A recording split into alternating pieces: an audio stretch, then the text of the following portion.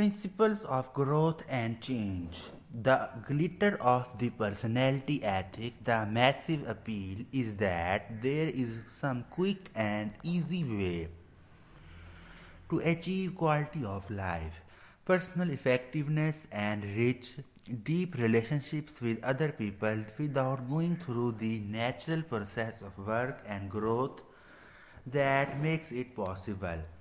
It's symbol without substance. It's the get rich quick scheme promising wealth without work. And it might even appear to succeed, but the schemer remains. The personality ethic is illusory and deceptive, and trying to get high quality results with its techniques and quick fixes is just about as effective as trying to get to some place in Chicago using a map of Detroit. In the words of Enrich Fromm, an astute observer of the roots and fruits of the personality ethic, today we come across an individual who behaves like an automaton,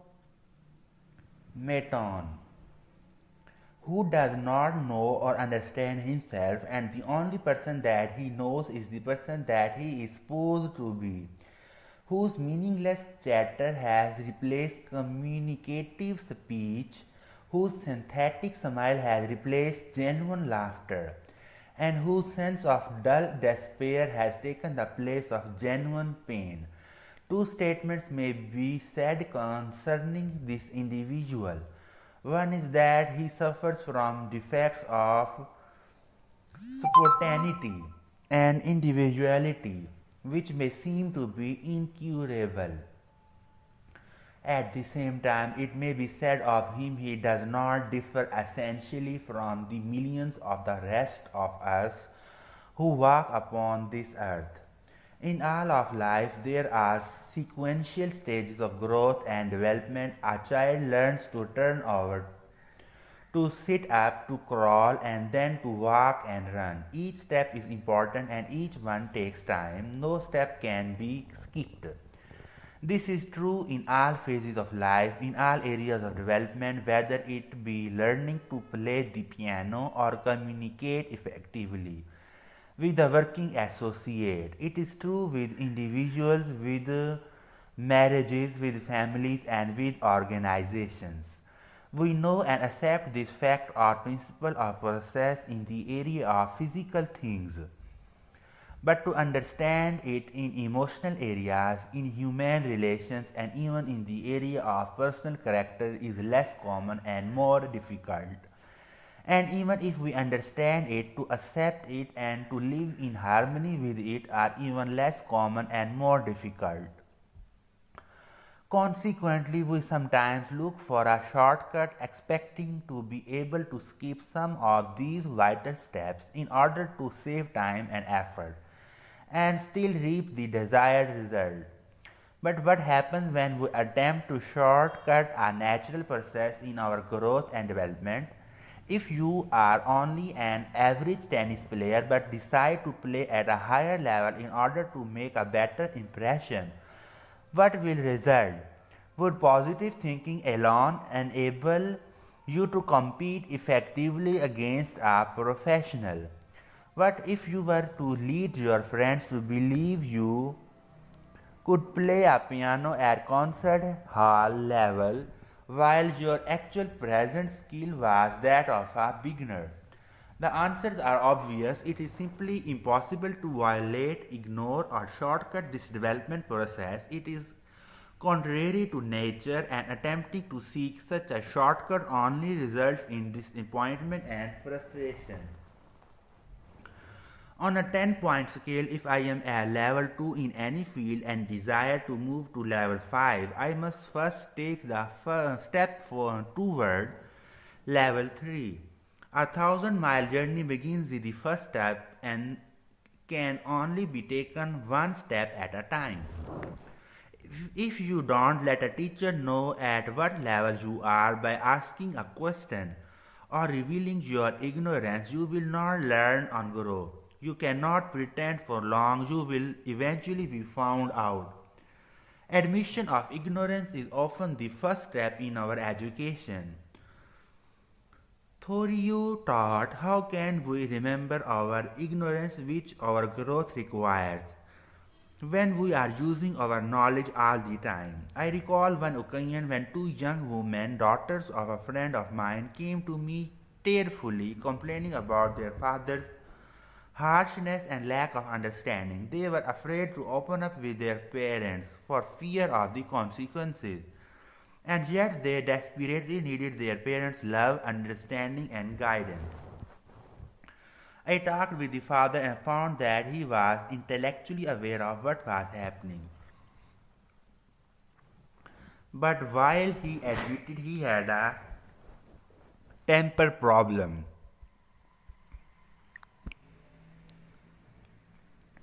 he refused to take responsibility for it and to honestly accept the fact that his emotional development level was low. It was more than his pride could swallow to take the first step toward change. To relate effectively with a wife, a husband, children, friends, or working associates, we must learn to listen. And this requires emotional strength. Listening involves patience, openness, and the desire to understand. Highly developed qualities of character. It's so much easier to operate from a low emotional level and to give high level advice. Our level of development is fairly obvious with tennis or piano playing, where it is impossible to pretend, but it is not so obvious in the areas of character and emotional development. We can pose and put on for a stranger or an associate, we can pretend, and for a while we can get by with it, at least in public. We might even deceive ourselves, yet I believe that most of us know the truth of what we really are inside, and I think many of those who live with and work with do as well. I have seen the consequences of attempting to shortcut this natural process of growth, often in the business world, where executives attempt to buy a new culture of improved productivity, quality, morale, and customer service with strong speeches, smile, training, and external interventions, or through mergers, acquisitions, and friendly or unfriendly takeovers, but they ignore the low trust climate produced by such manipulations. When these methods don't work, they look for other personality ethic techniques that will, all the time ignoring and violating the natural principles and processes on which a high trust culture is based. I remember violating this principle myself as a father many years ago. One day I returned home to my little girl's third year birthday party to find her in the corner of the front room, defiantly clutching all of her presents, unwilling to let the other children play with them. The first thing I noticed was several parents in the room witnessing this selfish display. I was embarrassed and doubly so because at the same time I was teaching university classes in human relations and I knew or at least felt the expectation of these parents. The atmosphere in the room was really charged. The children were crowding around my little daughter with their hands out, asking to play with the presents they had just given, and my daughter was adamantly refusing. I said to myself, certainly I should teach my daughter to share. The value of sharing is one of the most basic things we believe in. So I first tried to simple request.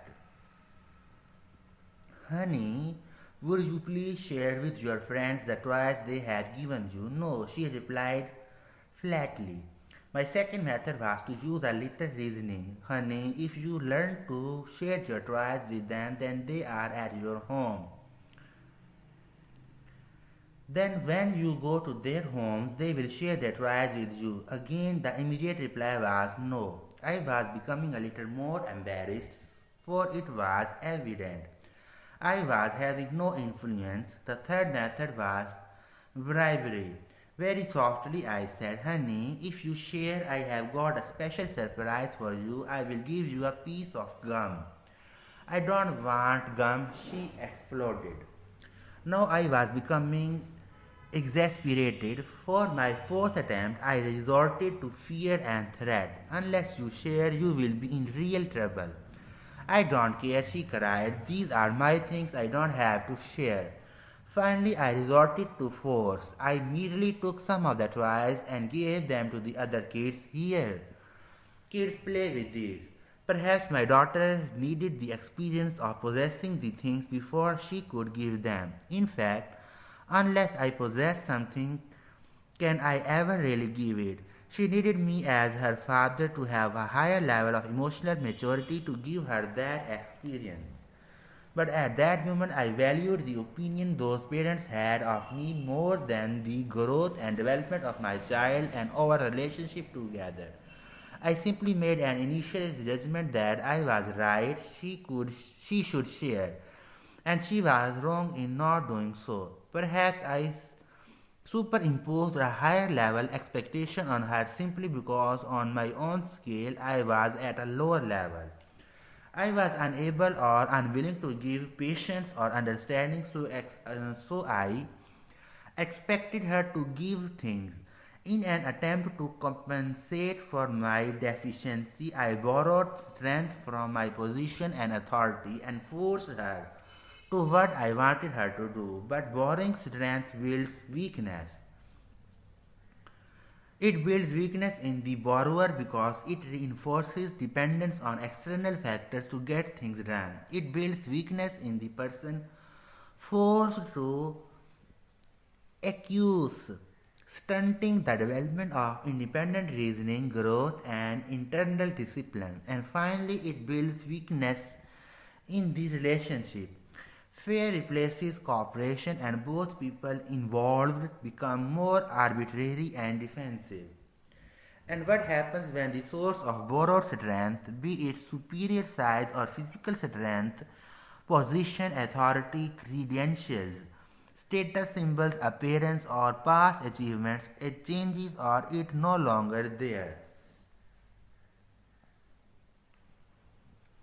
Had I been more mature, I could have relied on my own intrinsic strengths, my understanding of sharing and of growth, and my capacity to love and nurture, and allowed my daughter to make a free choice as to whether she wanted to share or not to share. Perhaps after attempting to reason with her, I could have turned the attention of the children to an interesting game, taking all that emotional pressure off my child. I have learned that once children gain a sense of real possession, they share very naturally, freely, and spontaneously. My experience has been that there are times to teach and times not to teach when relationships are strained and the air charged with emotion. An attempt to teach is often perceived as form of judgment and rejection. But to take the child alone quietly when the relationship is good and to discuss the teaching or the value seems to have much greater impact. It may have been that the emotional maturity to do that was beyond my level of patience and internal control at the time. Perhaps a sense of possessing needs to come before a sense of genuine sharing. Many people who give mechanically or refuse to give and share in their marriages and families may never have experienced what it means to possess themselves, their own sense of identity and self growth. Really helping our children grow may involve being patient enough to allow them the sense of possession as well as being wise enough to teach them the value of giving and providing the example ourselves. The way we see the problem is the problem. People are intrigued when they see good things happening in the lives of individuals, families, and organizations that are based on solid principles. They admire such personal growth strength and maturity, such family unity and teamwork, such adaptive, synergistic organizational culture. And their immediate request is very revealing of their basic paradigm. How do you do it? Teach me the techniques. What they are really saying is give me some quick fix advice or solution that will relieve the pain in my own situation. They will find people who will meet their wants and teach these things, and for a short time, skills and techniques may appear to work. They may eliminate some of the cosmetic or acute problems through social aspirin and band aids. But the underlying chronic condition remains, and eventually new acute symptoms will appear. The more people are into quick fix and focus on the acute problems and pain, the more that very approach contributes to the underlying chronic condition. The way we see the problem is the problem. Look again at some of the concerns that introduced this chapter and at the impact of personality ethic thinking. I have taken course after course on effective management training. I expect a lot out of my employees and I work hard to be friendly toward them and to treat them right, but I don't feel any loyalty from them. I think if I were homesick for a day, they would spend most of their time gabbing at the water fountain. Why can't I train them to be independent and responsible or find employees who can be? The personality ethic tells me I could take some kind of dramatic action. Shake things up, make heads roll, that would make my employees shape up and appreciate what they have, or that I could find some motivational training program that would get them committed, or even that I could hire new people that would do a better job. But it is possible that under that apparently disloyal behavior, these employees question whether I really act in their best interest. Do they feel like I am treating them as mechanical objects? Is there some truth to that? Deep inside, is that really the way I see them? Is there a chance the way I look at the people who work for me is part of the problem? There's so much to do and there's never enough time. I feel pressured and hassled all day, every day, 7 days a week. I have attended time management seminars and I have tried half a dozen different planning systems. They have helped me, but I still don't feel I am living the happy, productive, peaceful life I want to live. The personality ethics tells me there must be something out there, some new planner or seminar that will help me handle all these pressures in a more efficient way. But is there a chance that efficiency is not the answer? Is getting more things done in less time going to make a difference? Or will it just increase the pace at which I react to the people and circumstances that seem to control my life? Could there be something I need to see in a deeper, more fundamental way, some paradigm within myself that affects the way I see my time, my life, and my own nature? My marriage has gone flat. We don't fight or anything. We just don't love each other anymore. We have gone to counseling, we have tried a number of things, but we just can't seem to rekindle the feeling we used to have.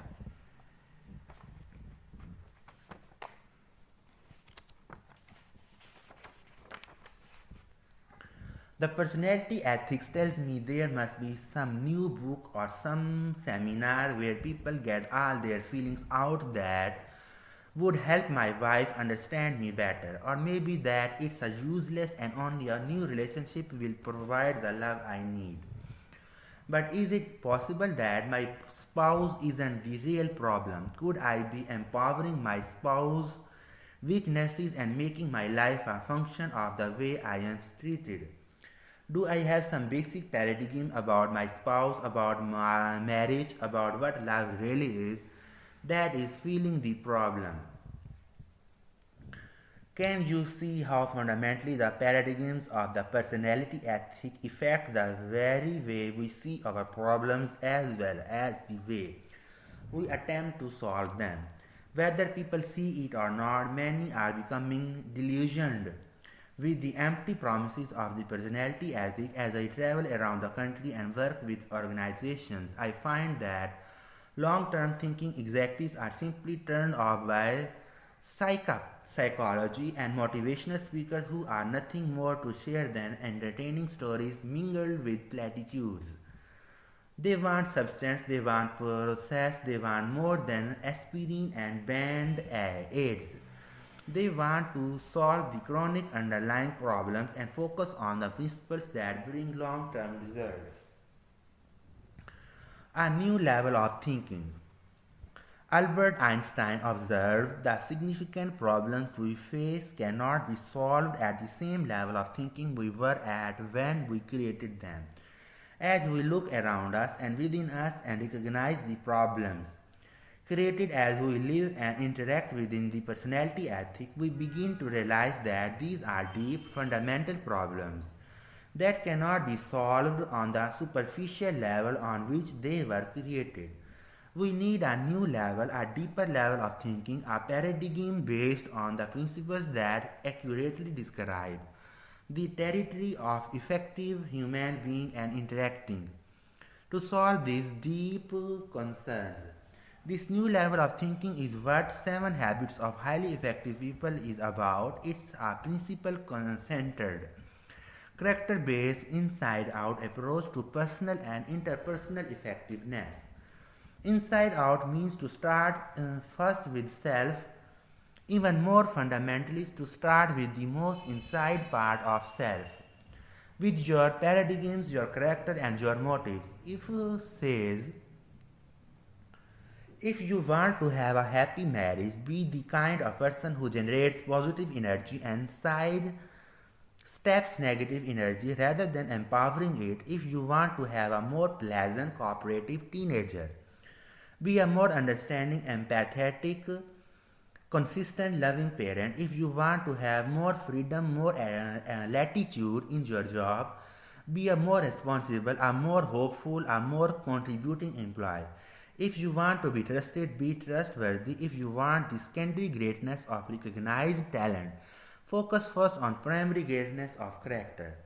The inside out approach says that private victories precede public victories, that making and keeping promises to ourselves precedes making and keeping promises to others. It says it is futile to put personality ahead of character, to try to improve relationships with others before improving ourselves. Inside out is a process, a continuing process of renewal based on the natural laws that govern human growth and progress. It's an upward spiral of growth that leads to progressively higher forms of responsible independence and effective interdependence. I have had the opportunity to work with many people, wonderful people, talented people, people who deeply want to achieve happiness and success, people who are searching, people who are hurting. I have worked with business executives, college students, church and civic groups, families, and marriage partners. And in all of my experience, I have never seen lasting solutions to problems, lasting happiness and success that came from the outside in.